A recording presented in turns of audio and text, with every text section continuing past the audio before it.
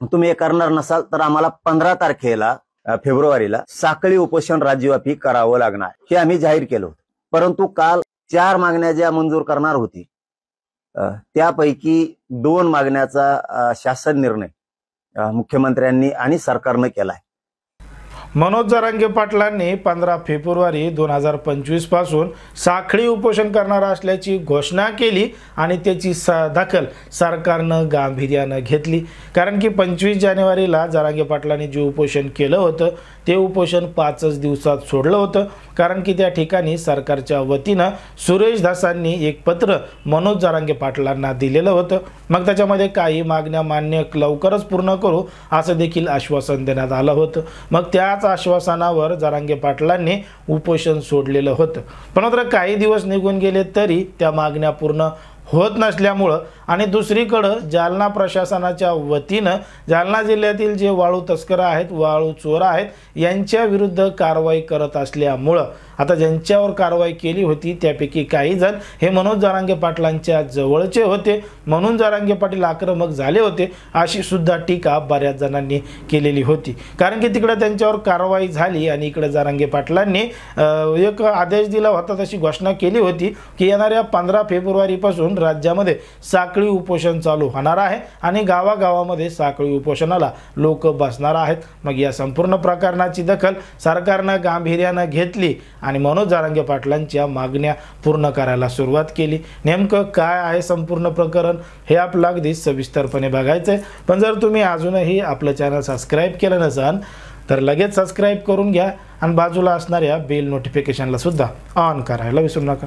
आता जरांगे पाटलांनी घोषणा केली आणि ती सरकारनं पूर्ण केली हे आपल्याला या आठवड्यामध्ये म्हणजे एकदम फास्ट झालेलं बघायला मिळते। कारण की मनोज जरांगे पाटील उपोषणाला बसले तर त्यांचं उपोषण सोडण्यापूर्वी काही ना काही मार्ग निघतोच, कोणत्या ना कोणत्या मागण्या पूर्ण होतातच आणि त्याच जरांगे पाटलांच्या मागण्यांना यश येतंय, त्यामुळे समाजाचा फायदा होतोय असं सुद्धा बरेच जण सांगतात। कारण की जरांगे पाटलांचं हे 7वं उपोषण होतं आणि या 7व्या उपोषणाच्या माध्यमातून जरांगे पाटलांच्या ज्या ज्या मागण्या होत्या त्यापैकी काही मागण्या या पूर्ण सुद्धा झालेल्या आहेत। पण मात्र अजूनही सगळ्या मागण्या पूर्ण झाल्या नसल्यामुळं किंवा होत नसल्यामुळं जरांगे पाटलांनी 15 फेब्रुवारीला उपोषण करणार असल्याची घोषणा केली होती। पण मात्र हे जे उपोषण असणार होतं 15 तारखेचं ते साखळी उपोषण असणार होतं आणि हे राज्यभरामध्ये चालू होणार होतं। गावागावामध्ये लोक साखळी उपोषण करणार होते, तशी घोषणाच जरांगे पाटलांनी केली होती। मग 15 फेब्रुवारी येणे अगोदर सरकारने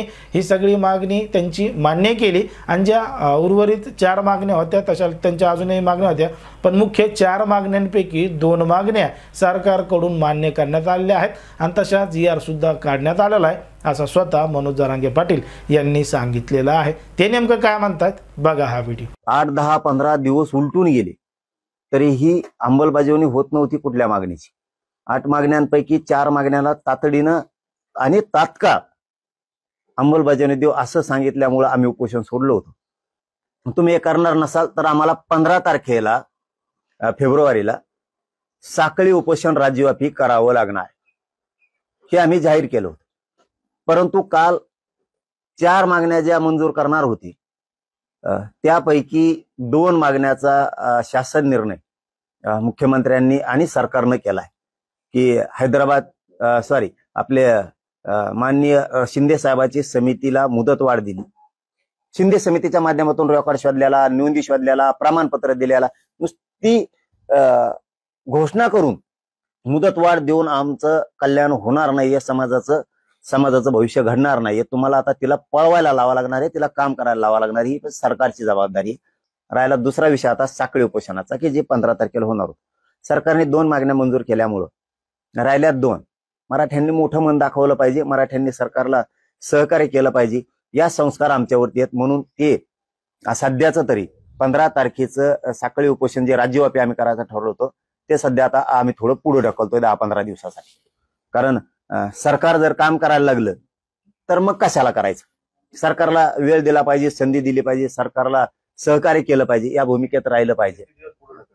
ऐकलं जरांगे पाटील काय म्हणतात. जरांगे पाटलांच्या ज्या 2 मागण्या होत्या त्या 2 मागण्या आता सध्या तरी मान्य झालेल्या आहेत, पण मात्र उर्वरित मागण्या पूर्ण करण्यासाठी जरांगे पाटलांनी पुन्हा एकदा सरकारला अल्टिमेटम म्हणजे टाईम दिलेला आहे आणि त्या टायमामध्ये जर सरकारने पुन्हा गांभीर्यानं दखल घेऊन त्या मागण्या पूर्ण केल्या नाही तर हे 15 फेब्रुवारीचं जे साखळी उपोषण पुढं ढकलण्यात आलेलं आहे त्याला पुन्हा सुरुवात होईल असं सुद्धा जरांगे पाटलांनी सांगितलेलं आहे.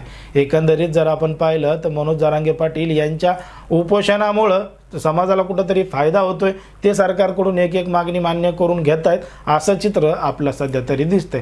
पण मात्र दुसरीकडं मनोज जरांगे पाटील यांच्यावर जोरदार टीकासुद्धा होती, पण मात्र या कुठल्याही टीकेला उत्तर देताना मनोज जरांगे पाटील दिसत नाहीत आणि ते त्यांचं कार्य चालू ठेवत असल्याचं आपल्या या सगळ्या प्रकरणामधून लक्षात येते. आता ज्या पद्धतीनं मनोज जरांगे पाटलांच्या मागण्या पूर्ण होत आहेत, दुसरीकडे सरकार गांभीर्यानं दखल घेत आहे, या संपूर्ण प्रकरणावर तुम्हाला काय वाटतं हे अगदी स्पष्टपणे कमेंटमध्ये सांगा आणि अशाच पद्धतीचे नवनवीन व्हिडिओ पाहण्यासाठी आपल्या चॅनलला लगेच सबस्क्राईब करा.